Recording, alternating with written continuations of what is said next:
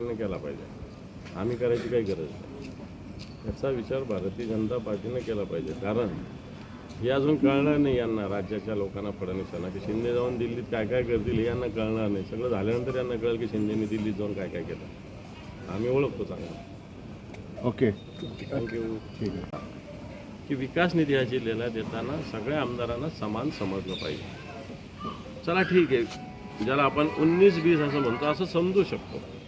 एखाद्याला 100 रुपये मिळाले तर आम्हाला 50 मिळाले, 75 मिळाले तर मी समजू शकतो. पण आम्हाला 0 आणि त्यांना 100 हे कसं सहन करू? कारण हे शेवटी जनतेच्या सगळ्या करावर हे सगळं चालतं. आणि ह्या जनते आम्ही जे निवडून आलो तिथल्या जनतेचा अधिकार आहे विकासाचा. तुम्ही याच्यात कसं राजकारण करू शकता? कमी जास्त करू शकता, पण राजकारण करू शकत नाही. म्हणून संदीपान भुमरे आणि माझे वाद झाले होते.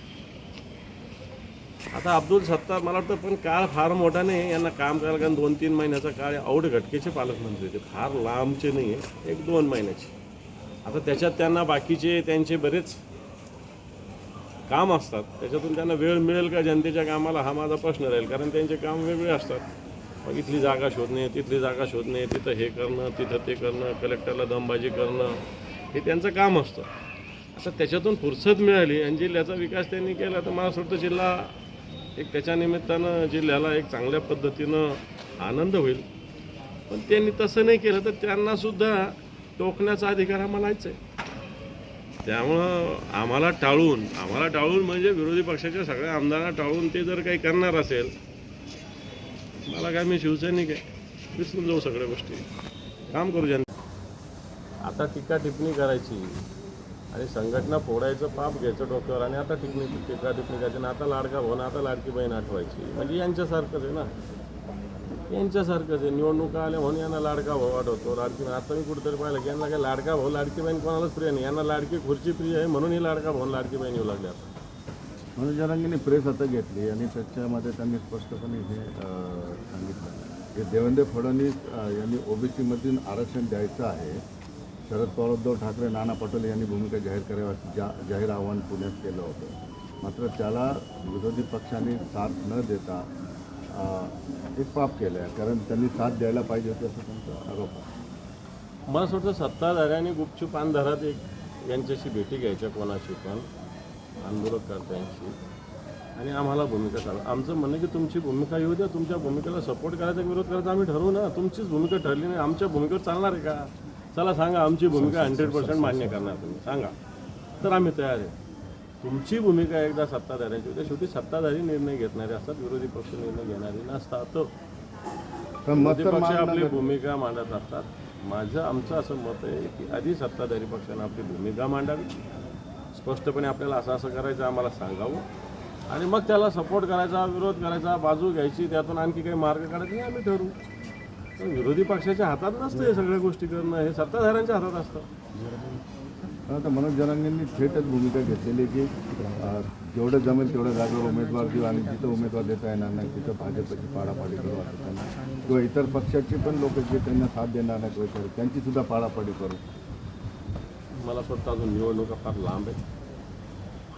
3-3.5 महिने 4 महिने अजून लांब आहेत. अजून काय काय होतं, कोणते पक्ष काय काय भूमिका घेतात त्याच्यावर अवलंबून आहे. त्याच्यामुळं भूमिका मनोज जरांगे पाटलांनी व्यक्त केली असेल, त्यांची भूमिका, त्यांना ती लाख शुभेच्छा आहे माझ्या. पण मला असं वाटतं त्याच्यावर आत्ताच काही गोष्टी व्यक्त करत बसणं मला वाटतं घाईचं ठरेल. हे बाबा आहे का काय?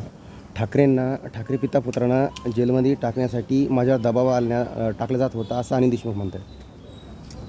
फक्त हे तर अतिशय दुष्ट प्रवृत्तीचं राजकारण भारतीय जनता पार्टीचं आहे. ज्या ठाकरेमुळं भारतीय जनता पार्टी या महाराष्ट्रात उभी राहिली, ज्या भारतीय जनता पार्टीला खेड्यापाड्यात कोणी विचारत नव्हतं, ज्या ठाकरेमुळं भारतीय जनता पार्टीचं या महाराष्ट्रात एक उभा राहण्याचा प्रयत्न त्यांनी केला, उभे राहिले म्हणाल काही हरकत नाही. त्याच ठाकरे पुत्रांच्या बळावर हे मुख्यमंत्री राहिले 5 वर्ष, आणि त्याच ठाकरे पिता पुत्रावर अशा प्रकारचं कट कारस्थानं, मला असं वाटतं जे आपल्या मराठ्यांच्या इतिहासात होतं ना, तानाजी पंतांचं वगैरे, तसं मला वाटतं लोक बोलतात ते चुकीचं बोलत नाही, हे मला असं वाटतं जे काल परवा श्याम मानव यांनी अनिल देशमुखाविषयी बोलले, अनिल देशमुखांनी मग सत्यता सगळी सांगितली. याच्यावर मला असं वाटतं इतिहासातले अनाजी पंत जे लोक बोलतात हे काही खोटे असं मला वाटत नाही. मग आताच्या अनाजी पंत नेमके कोण? फडणवीस. बरं, नवीन आपल्याला पालकमंत्री मिळाले आहेत अब्दुल सत्तार. काय म्हणणं आहे तुमचं नेमकं? कारण भाजपचा दावा होता, मात्र भाजपला न जाता ते शिवसेनेकडे आलेले हे आहे. भारतीय जनता पार्टीला कोणी विचारत नाही. रावसाहेब दानवे भारतीय जनता पार्टीचे ज्येष्ठ नेते महाराष्ट्रातले, केंद्रात मंत्री राहिलेले आहेत, महाराष्ट्राचे अध्यक्ष राहिलेले आहेत. त्यांनी टीका केली होती 8-10 दिवसापूर्वी की सिल्लोड जे अब्दुल सत्तार निवडून येतात त्याचं पाकिस्तान झाले आणि त्याला अब्दुल सत्तार जबाबदार आहे.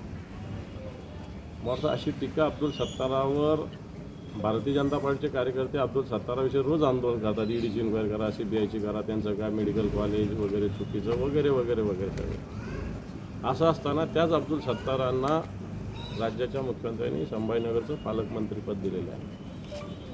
मग तर भारतीय जनता पार्टी यांनी हे बघितलं पाहिजे. उघडा डोळे बघा, नीट कोणत्या तरी चॅनलचं हे आहे की डोळे उघडून बघा की कशा पद्धतीनं होतं, तुमच्या म्हणण्याला किती अर्थ होता. अब्दुल सत्तार यांना पालकमंत्री केलं हा त्यांच्या पक्षाचा विषय, त्याच्याविषयी मला काही हे नाही. कोणी पालकमंत्री झालं तर आम्हाला काय घेणं, शेवटी आमची थोडी सत्ता आहे, त्यांची सत्ता आहे. पण मला असं वाटतं भारतीय जनता पार्टीच्या भूमिकेला कवडीची किंमत नाही हे याच्यातून स्पष्ट होतं. एका DPDCमध्ये तुमचं आणि संदीपान भुमरेंची क्लिप आता